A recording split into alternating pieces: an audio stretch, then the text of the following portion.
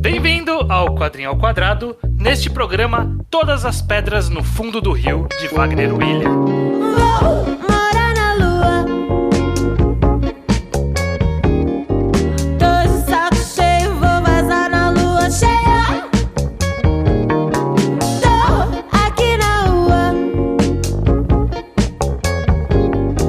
Falta cada Pois bem, ângulo começando no aqui mais um meio. Quadrinho ao Quadrado, podcast sobre quadrinhos nacionais do site Ao Quadrado. Eu sou o Estranho, estou aqui sempre acompanhado muito bem por... O Judeu Ateu, também de boa companhia, Estranho, muito obrigado. Exato, Judeu, estamos aqui no nosso programa mensal. Todo mês aqui a gente bate o cartão fazendo um podcast sobre quadrinhos nacionais, sempre um quadrinho, analisado primeiro sem spoilers, né, para quem não conhece, ter uma ideia do que a gente acha, de coisas que consideramos interessantes, e a segunda parte para quem leu com spoilers, pra gente poder discutir um pouco de enredo, que se faz muito pouco quando se analisa quadrinhos nacionais. Então, a gente gosta de suprir esse espaço. Perfeito, perfeito. E eu acho que Todas as Pedras no Fundo do Rio, de Wagner William, é um quadrinho que é muito nessa pegada, inclusive de que a gente vai querer falar um pouquinho com spoilers também. É claro, não, tem muita coisa pra ser dita aqui, Estranho, mas me faz primeiro a sua pergunta de sempre.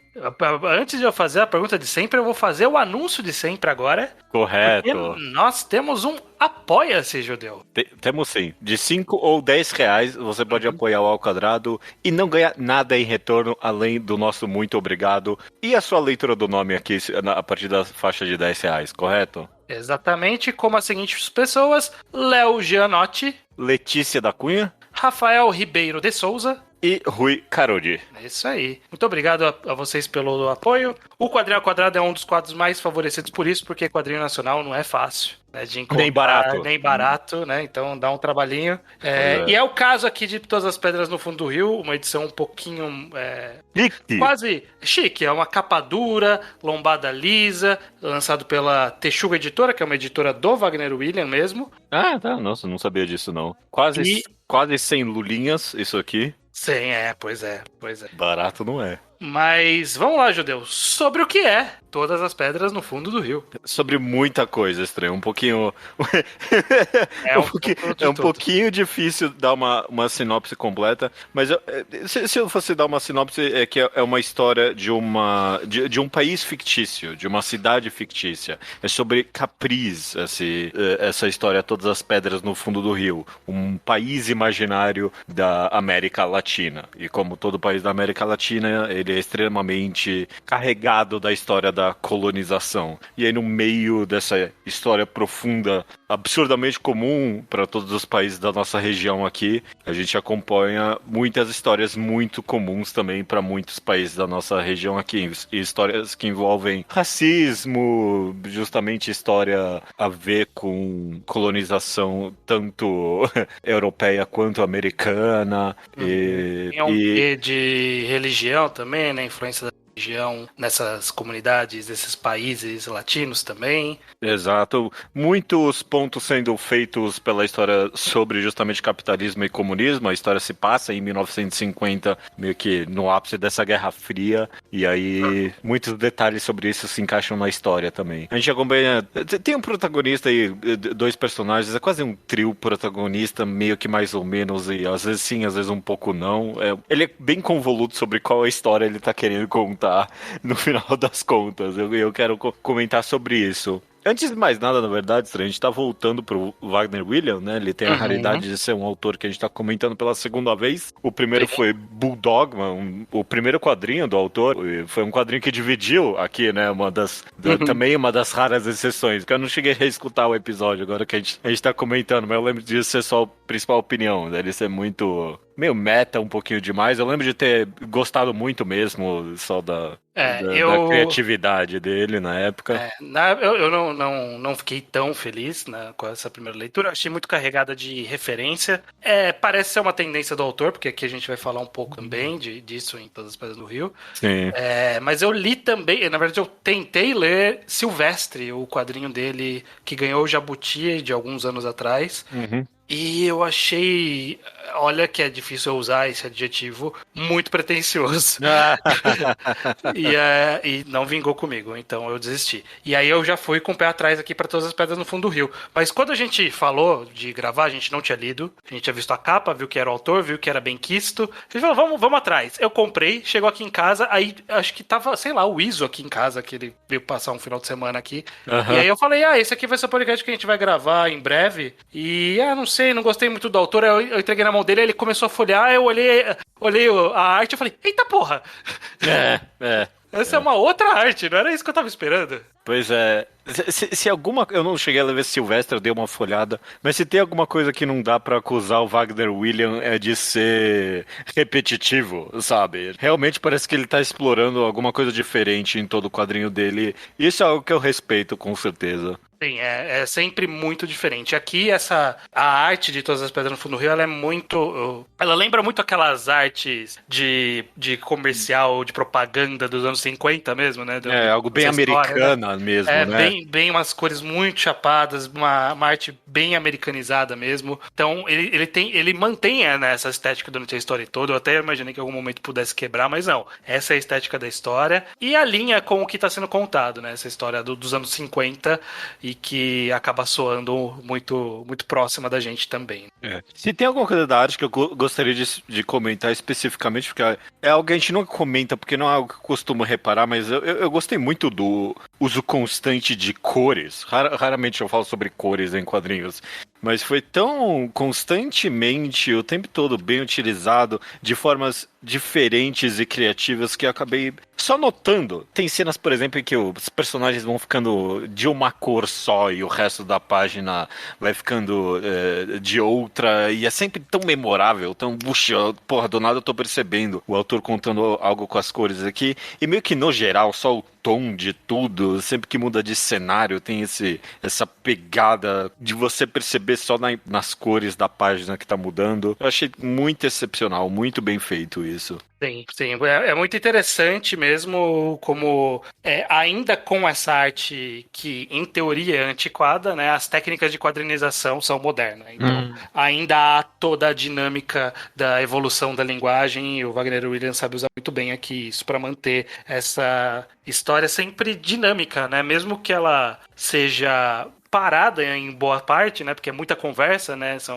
Até tá na capa aqui, baseado em diálogos reais, porque é muitos diálogos, muitas pessoas conversando. Sim. Tem cenas de umas cenas um pouco mais agitadas, mas as cenas costumam ser meio paradas e ainda assim há um dinamismo ali, né? Tem uma sequência legal deles no bar ali, que são muitas páginas, e há uma dinâmica no mostrar o que tá acontecendo naquela conversa de bar, as pessoas em volta. É bem interessante. Sim, e até interessante de uma forma controlada a não chegar a ficar exagerado. Porque, na verdade, quando eu abri a primeira página de Todas as Pedras, e aí tem aquela brincadeira quadrinística muito, muito divertida, né? Tipo, divertida é uma palavra horrível, né? Mas do carro, tipo, carregando o pastor e a mancha de sangue indo de um canto da página ao outro, sabe? Muito, muito impactante. Mas, não muito, mas só uma tiquinha de virada de olhos, porque eu não queria isso na história inteira. E no final não teve na história inteira, tipo, esse tipo de quebra de quadro. Foi muito mais bem controlado do que eu tava esperando, principalmente vindo de Bulldogma. Então ele tem as suas brincadeiras, tem as suas quebras que sempre vêm justamente em momentos oportunos. Nunca é gratuito nessa história, eu achei. Sim, já tá sempre a favor da história, né? Ele escolhe o momento adequado pra isso. Dito isso, eu quero falar sobre um pouco da história. A gente nem falou dos personagens, eles têm personagens interessantes, mas eu quero falar um pouco, você citou que é mais a história sobre o país, né? Capri aí, principalmente a cidade, acho que é a capital, do que eu não sei se é nomeada, mas é esse país fictício, que é uma ilha na costa do Brasil. Então, a ideia que eu sinto que o autor teve foi fazer essa mescla eu diria que é uma mescla dos problemas sociais brasileiros com os americanos, né? Ele tem os reflexos do Brasil, como até eu ouvi o pessoal comentando sobre, é muito próximo do Brasil. É muito próximo do Brasil, mas eu sinto que muitos dos problemas são bem americanos, né? A forma como foi estruturada, por exemplo, a segregação racial, ela é uma estrutura de segregação racial diferente do Brasil. A gente tem no Brasil também, né? Não tô passando pano pra isso, não é menos pior aqui, não inclusive. É menos pior também, exatamente. Não, é só outra dinâmica mesmo. São codificações diferentes, né? Então aqui tem, por exemplo, logo de cara, primeiras páginas, antes do primeiro capítulo, por assim dizer, falando sobre o pastor que foi morto porque ele era negro, teve um relacionamento com a branca e falaram que ele estuprou. Isso é um caso típico americano daquela época. Tipo, era muito comum os negros serem só espancados pela população, mortos, e isso não dá em nada. É algo que não é exatamente a estrutura do racismo no Brasil, que se manifesta de outras formas. Então eu sinto que rolou essa mescla, não sei se muito consciente ou não, né, do autor, de ter pego, porque aparentemente, como a gente viu em Bulldogma e aqui também, o autor tem muitas referências de filmes, de histórias americanas, então talvez eu não sei o quão intencional foi essa mescla, mas ela com certeza está presente. Não, eu definitivamente vejo como proposital, sim, porque algumas das dinâmicas são muito latino-americanas no geral também, sabe? Uhum.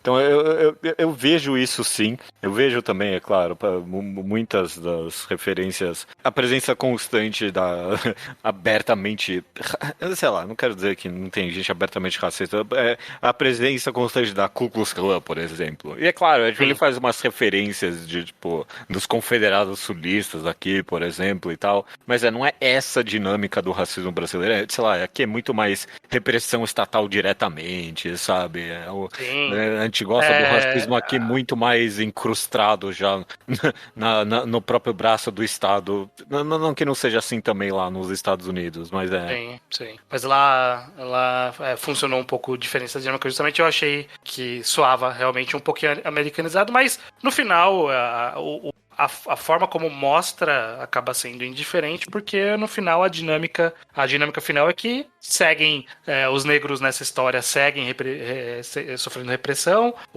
as mulheres também, como a gente vai ver também numa das personagens principal. Tem um quê ali também sobre perseguição comunista, uma coisa um pouco diferente ali. Até acho que o autor em algum ponto tenta colocar em pé de igualdade o peso dessas perseguições. A gente pode discutir isso se você quiser. Mas ele tem isso também. Então, acaba soando um pouco como de fato problemas reais, né? Problemas de agora do Brasil de 2023 é igual a Capres de 1950. Eu tenho algumas críticas sobre como eu falei já, convoluta essa história é, porque ela quer falar sobre tudo, ela quer falar sobre todos os problemas sociais do mundo, sei lá, não é nem do Brasil mais. Mas se tem algum ponto concreto sendo feito aqui, é de fato da história se passar em 1950. Isso comenta no prefácio que tem ali, né? Baseados em diálogos reais. E esse é o principal ponto sendo feito, e ele é direto. Ele é indireto, na verdade, mas ele é tão óbvio que fica direto pra mim, que esses diálogos horríveis que tem em 1950 estão acontecendo igualmente agora em 2023 ou 2021, que é quando a história foi escrita. Obviamente a história é escrita no ápice da pandemia, né, durante o governo Bolsonaro aqui no Brasil. Era um momento de extrema abertura desses preconceitos de forma bem aberta, né? Sim. Se a gente vai voltar agora para esses preconceitos ficarem só aqui escondidos é uma pergunta, é difícil dizer no momento exato, né? Mas a gente viveu um momento aí de que era e ainda é normal você encontrar várias das falas que foram ditas nesse quadrinho no bar, na televisão, em qualquer outro momento. Então, para mim, esse é um ponto claro sendo feito pela história, pelo menos. Sim. De fato, ele tem ele ressoa muito com esse momento. E aí eu acho que a gente pode discutir sobre essa eficácia de ressoar, né, com o momento atual, né? E eu acho que a gente para poder discutir isso, a gente tem que passar um pouco por esses personagens principais, né, que são 3, basicamente, né? Os 3 que aparecem nas primeiras páginas, que é o Dimitri, o filho de uma família rica, que é de uma empresa e que é um homem branco com muitos privilégios e que sofre alguma mínima perseguição por algum mínimo problema que ele tem ali. De ser de uma família russa, né? Esse é o grande. Tem É, algum dilema dele, é esse aí mesmo. sei. Quem mal é o dilema? Ele não tem a cara do Sérgio Moro? Toda hora eu pensava isso. Ele não Eu parece o lembro um Sérgio pouco. Moro É que é só lembrar um cara branco, cabelinho genérico. genérico do mesmo jeito, sem lábios. Eu acho que é a falta de lábio mesmo. É. Que Mas entrega. ele é o personagem que acaba permeando mais a história, mas pra mim, pelo menos, ele foi o mais desinteressante, né? Em termos de o que dava pra fazer com esse personagem. Na verdade, ele acho que tinha algum potencial, mas talvez o local onde esse personagem foi colocado, né? O tempo em que ele participa e o papel que ele exerce nessa sociedade acabou tornando ele muito controlado pelo seu ambiente, né? Então ele acaba e pelo seu entorno. Então acho que ele acaba não tendo tanta ação, tanto controle na história, né? Isso é interessante pra mim. Eu quero fazer mais perguntas sobre isso na parte com spoilers, mas sem entrar muito em detalhe, é interessante o quão inativo ele é no final das contas, né? E Sim. eu lendo a história, eu fico me perguntando quão proposital isso é ou não, porque eu consigo tirar algumas coisas, essa constante inação dele ser um ponto ou não da história, mas o fato concreto também é que acaba sendo um pouquinho desinteressante de ler no final das contas. Ele é um sabe? personagem muito desinteressante, né? Toda vez que a gente passava por ele na história, eu ficava, tá, mas cadê os outros que estavam fazendo coisas mais interessantes? E tava tendo alguma coisa mais. Tava acontecendo algo, sabe? Estavam tentando mudar o status quo enquanto esse cara ele tá sofrendo pelo status quo. E aí você se imagina se vai resultar em alguma coisa ou não, e meio que quando chega no fim, tem um sentimento de anticlímax meio pesando na história, né? Ou, sei lá, no mínimo o fato de ele ser essa tragédia, e sei lá, eu fiquei me questionando ou não se esse era o ponto da história, ou se, sei lá, simplesmente foi contado e foda-se, e é difícil pesar, saber se eu tô dando muito crédito aqui ou não. Mas se foi proposital ou não, talvez não interesse no final das contas, porque, desculpa, interessa. E eu vou querer discutir contigo com isso na parte com spoilers. Mas de antemão, eu repito, o resultado é que você não fica tão investido na história dele. Né? Sim, o próprio autor no final, aqui no pós-fácil, numa nota do autor, ele diz que esse quadrinho ele começou sendo baseado no filme A Felicidade Não Se Compra, né? It's a Wonderful Life, um filme antigo, que é sobre um cara que tá querendo se matar, e aí um anjo faz ele ver... Falar ele, faz ele ver como seria a vida dele se ele não existisse, tudo que se perderia. E eu sinto que talvez... Eu fiquei com vontade dessa história, eu queria ler ela.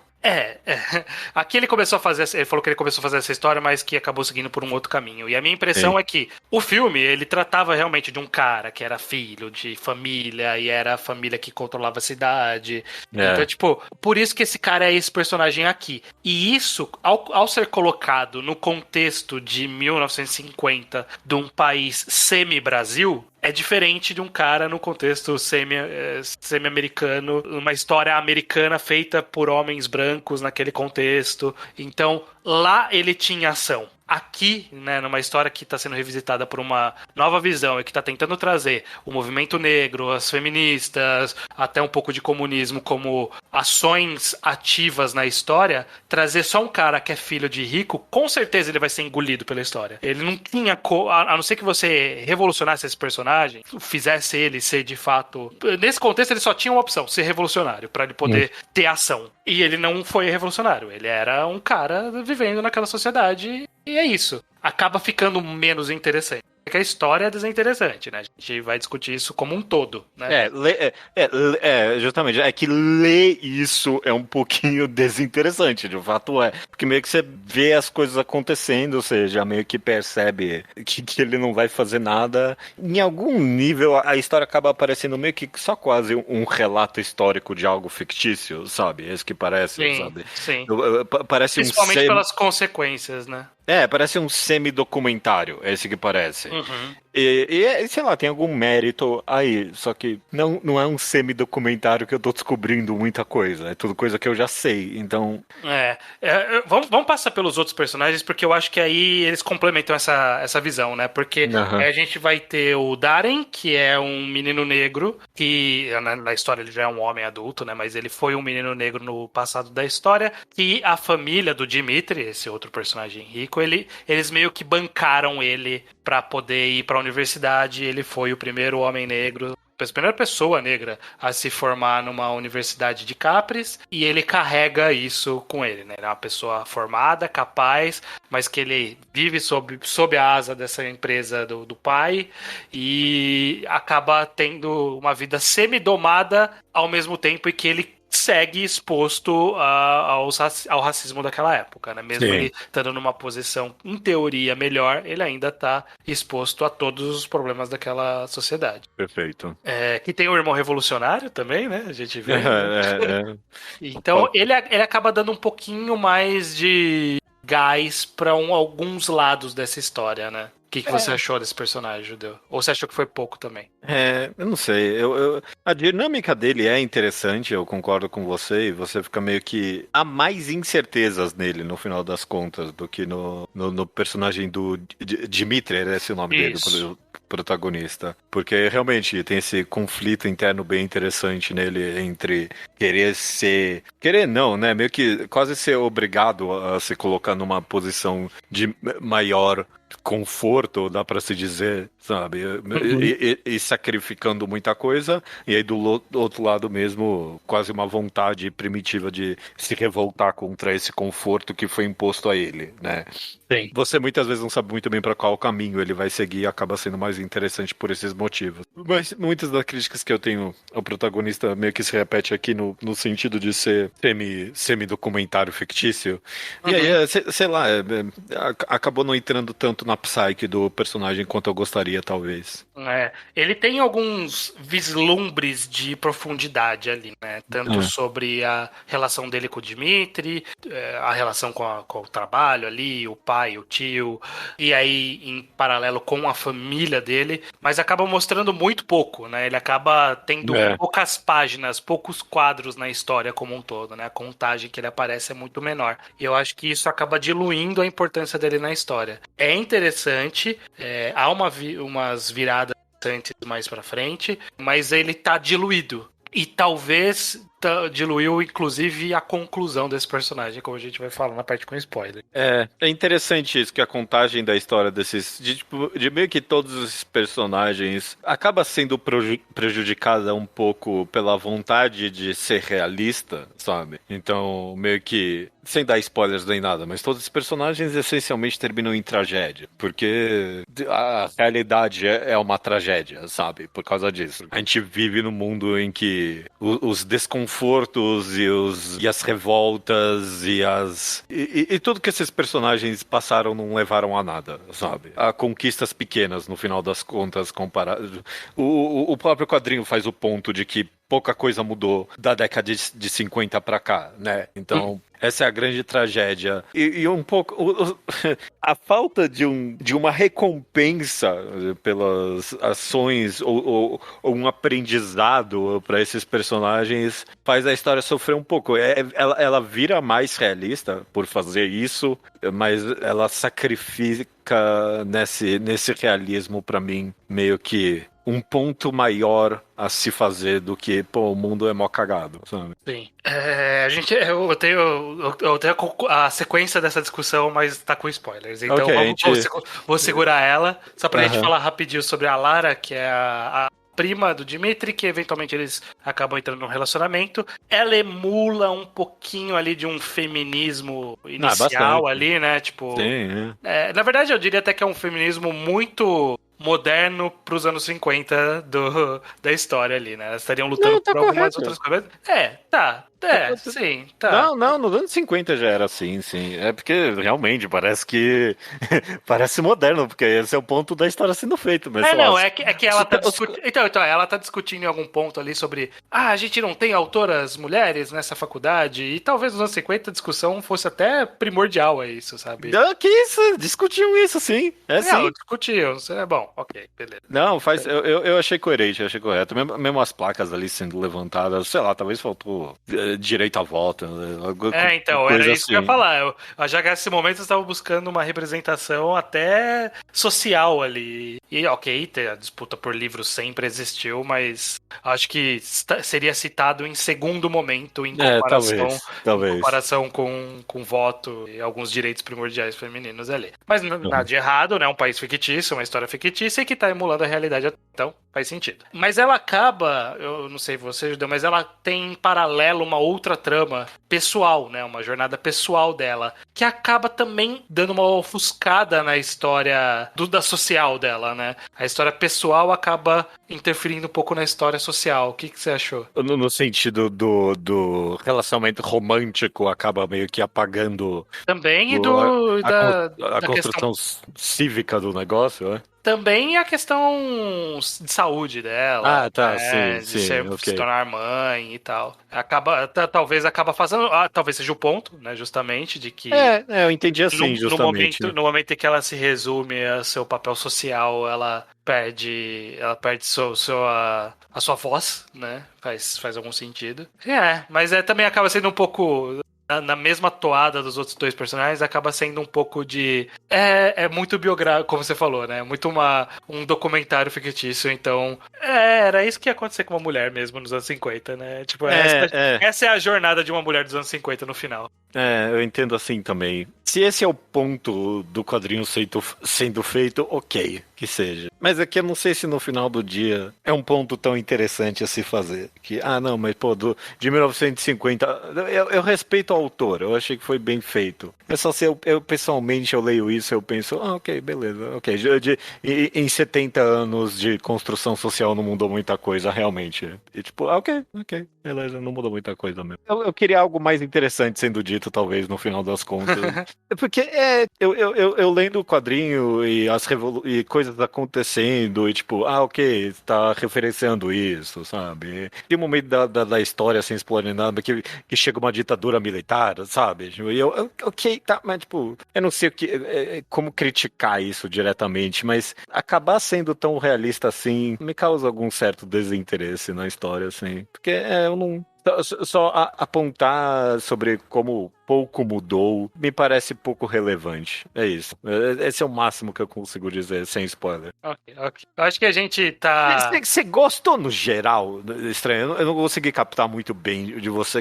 Você gostou no geral Eu tô... Vamos falar um pouco então sobre essa nossa percepção, né? A gente tá falando meio de coisas específicas. Eu acho que no final eu fui entretido pela história. Eu li até o fim praticamente numa tacada só ali. E ele é bem longo e pesado. Então eu estava entretido justamente porque eu queria ver o que ele estava trabalhando ali. Tenho meus poréns com muita da parte final ali da história, que a gente vai falar já. Muitas coisas que na verdade eu acho que isso eu posso falar sem spoiler. Eu acho que o pecado foi ter pouco, sabe? Tipo, parece que ele começou a construir algo com alguns objetivos, a história, e aí meio que, tipo, é isso aí, né? E aí acabou a história, sabe? Tipo, mas seria legal se fosse assim, né? Mas não vamos seguir por esse caminho. Na verdade, a história é essa daqui, e ela acabou aqui, inclusive. E aí eu fiquei meio que, então no final era isso por isso mesmo, só, sabe? Tipo, o que você me mostrou era só pra mostrar que talvez não tinha nada. Então, é um pouco decepcionante nesse sentido de, será que aí eu fiquei, essa foi o meu dilema. Será que é intencional ou faltou mesmo pra história, sabe? Tipo, ou em algum momento o autor, da forma como ele foi construindo, ele não viu como sair dessa história além desse jeito. E aí eu fiquei realmente com um gostinho amargo. Não achei ruim, porque eu acho que é o que a gente falou, a quadrinização é interessante, a narrativa é interessante, te prende pela referência atual, queira ou não, porque você quer ver quais são esses paralelos, eu quero ver o que ele tá me mostrando. Meio que nem a gente já falou de um outro quadrinho que ele imagina o futuro, na verdade, né? O Theo Carasilha, ele imagina num futuro próximo, mas também fica meio que, e aí, qual é que é? Que você quer me comentar sobre esse seu exercício de imaginação? Era isso que eu tava aqui nesse quadrinho. Vai, me mostra esse exercício de imaginação que você tá propondo aí. Em algum momento ali da história ele tem uma virada que eu falei, ok, pra onde você vai levar isso? E ele não levou, sabe? E eu acho que essa foi a parte que me decepcionou. Então, eu fico muito misto com essa história. Realmente, eu tô dividido com todas as pedras no fundo do rio. De ter sido instigado e foi meio que edging, assim. Levou até a beirada e não terminou, sabe? O que você achou, Judeu, no final do todo? Eu tô pegando muito pesado. Eu fiz mais críticas do que elogios aqui pra todas as pedras no fundo do rio. Mas é porque a história ela teve muita qualidade na apresentação dela. Então eu queria acompanhado disso uma mensagem mais interessante do que ela foi, no final das contas. Porque eu tendo lido o quadrinho estranho, diferente da maioria dos ouvintes, talvez, eu escuto a sua opinião e eu respondo claramente que foi intencional o que ele fez ali. Mas esse é o problema. O problema foi ter sido intencional. O ponto sendo feito na intencionalidade dele ali é óbvio. É sem graça, não agrega muita coisa no final das contas. A história que você imaginou, estranho, seria uma catarse muito mais interessante e reveladora pro leitor sobre o que ele achou dessa história que você tá imaginando. Se ele contasse a história que você tá imaginando, estranho, ia revelar muito mais sobre o leitor o que ele acha de todas as pedras no fundo do rio. Porque se ele continuasse na fantasia que ele estava contando aí, ia ser uma história muito mais divisiva, talvez. Ia ser algo mais interessante sendo contado ali. E sei lá, ia trazer emoções mais ricas sobre libertação, sobre possibilidades. E como ele escolheu o realismo, eu tô cansado de realismo, talvez seja isso. A realidade é uma merda, eu quero imaginar um futuro diferente. Eu não quero só pensar mais sobre como o passado é igual ao futuro. Eu quero imaginar um futuro diferente. E nesse sentido, todas as pedras no fundo do rio falhou comigo. Eu sinto isso. É uma excelente história, ainda é. Mas eu tô pegando pesado com ela e eu acho que ela falhou em ter a coragem de ser mais criativa, talvez. Não, criativa não é a palavra. Faltou a coragem de imaginar algo diferente. Eu vou dizer assim. Ok. Eu quero falar disso, os spoilers, justamente. Mas misto, né? Bem misto. A gente tá mais próximo aqui nesse quadrinho do que estivemos em Bulldogma. Sobre a reação. E talvez você tenha virado de lado, hein? Acho que você gostou bem mais do que eu. É que eu tô muito no meio, na verdade. É que você tá um pouco mais pra lá do que eu, mas eu tô bem no meio. Mas eu acho que só desse exercício de discussão, no mínimo, torna a história interessante de você ter sua própria opinião, né? Então, quem tá aqui ouvindo esse podcast não leu ainda e tá curioso pra saber por que a gente tá discutindo isso, né? Eu quero ter minha opinião. Eu acho que vale a pena você ir atrás se tiver essa possibilidade. Vale a pena, sem dúvida alguma. No mínimo, se você vai ler uma história, um quadrinho brasileiro diferente do que costuma ser feito, até esteticamente diferente, e uma história que vai dar pano pra manga. Pro bem ou pro mal, mas vai dar pano pra manga. Perfeito. Não, eu recomendo, comprem e leem e tenham a sua própria opinião sobre intencionalidade ou mensagens. Talvez dá pra ler essa história de uma forma completamente diferente. Bem, vamos lá então, Judeu, pra parte com spoilers. Então sobe a música e a gente volta.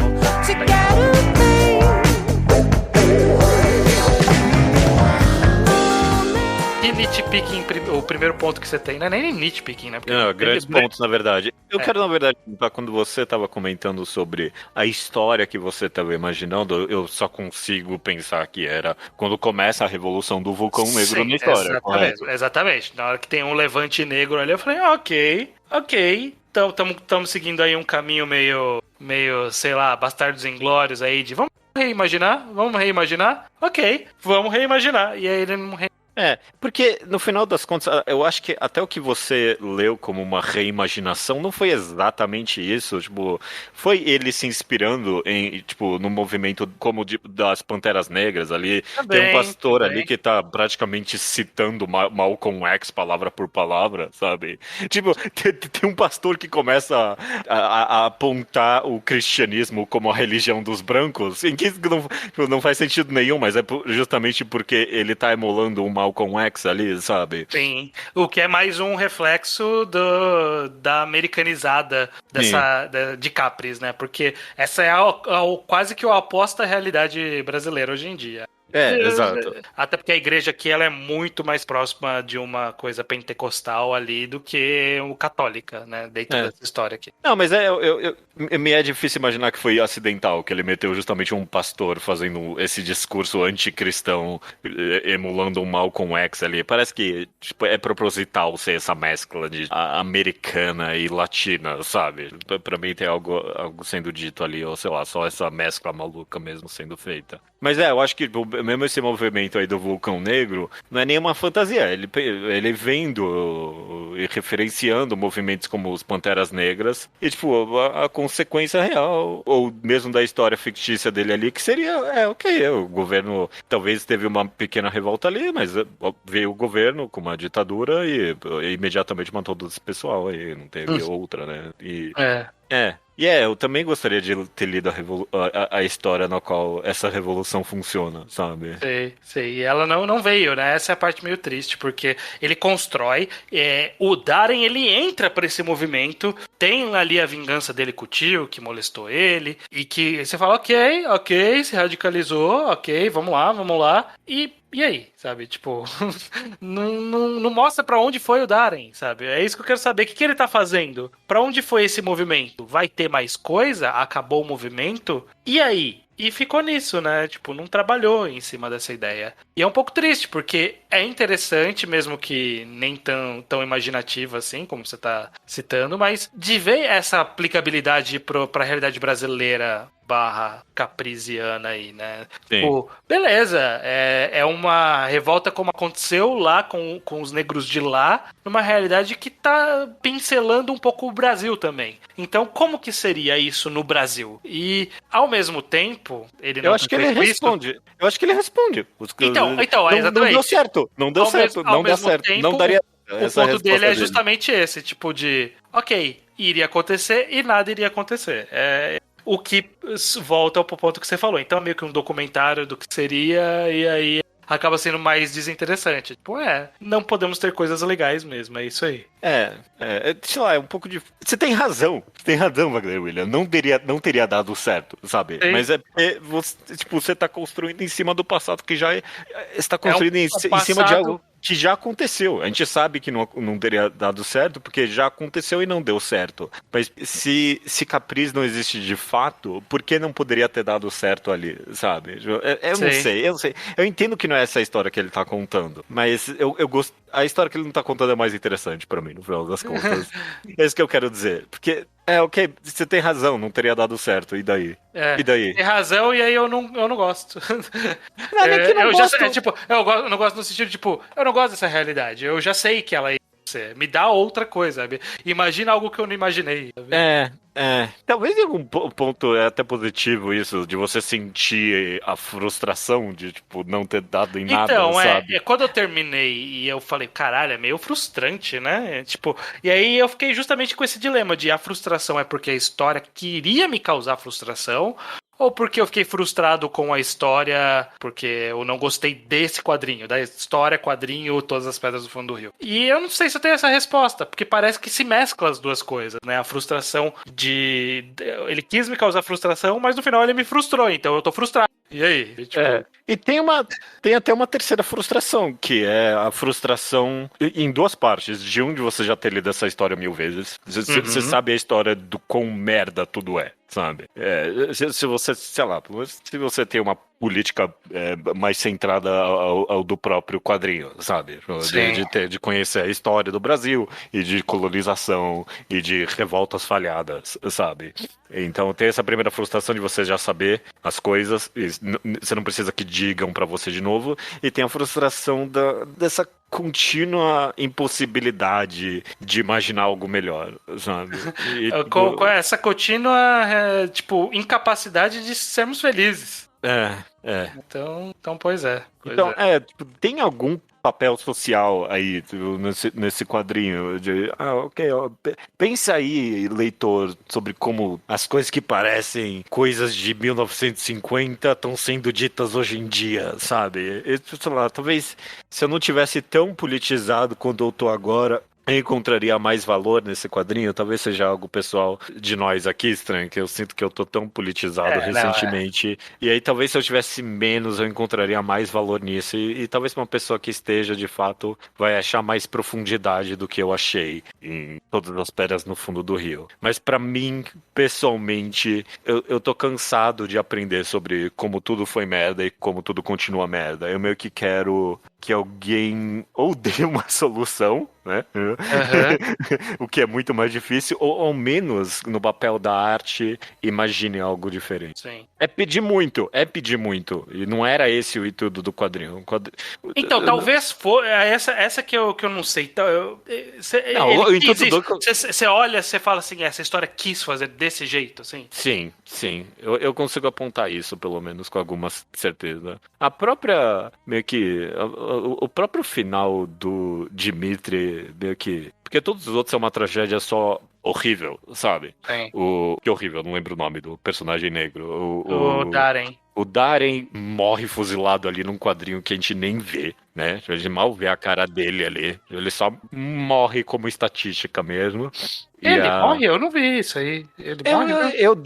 Pode ser que eu tô lendo errado. Eu compreendi que, tipo, quando entra a ditadura ali, e aí tem uma fila de galera sendo fuzilada na parede. Tipo, ele tava ali no meio. Pra mim, o quadrinho deu a entender Não, isso. eu achei que ele tava fugindo ali pro meio da galera ali no meio do mar. Tem uma hora que aparece ele no meio do mar, como o Vulcão Negro, o terror dos racistas. E aí eu acho que o fuzilamento é antes disso. Não, você tem razão. Desculpa, eu que tô lembrando errado. É Não, isso você tem aí. completa razão. Você tem completa razão. A tristeza, na verdade, da história dele é que, tipo, Vulcão Negro, o terror terror da população aí dos racistas. E aí? Cadê o Vulcão Negro? O que o Vulcão Negro fez? Que terror que ele causou? Cadê? A Laura, é esse o nome, né? Eu tô ruim dos nomes Lara. hoje.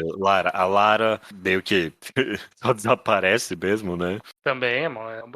É o que eu falei, ela é meio que apagada nesse problema psicológico que ela tem, uma doença aí degenerativa, e tipo, tira ela da jogada no momento mais crítico ali, né? E quando tem essa inclusão social, ela é incapaz de movimentar a história dela, porque é sofrendo pessoalmente. Então acaba ficando triste essa ausência de movimentação do lado dela, né? E pra mim o Dimitri, se esses outros personagens têm meio que essas tragédias horríveis levadas pela sociedade, ele é o personagem que meio que só pela própria não ação, que a gente comentou constantemente, é levado pelo caminho de, tipo, no final do quadrinho, ele é só um reaça, sabe? Uhum.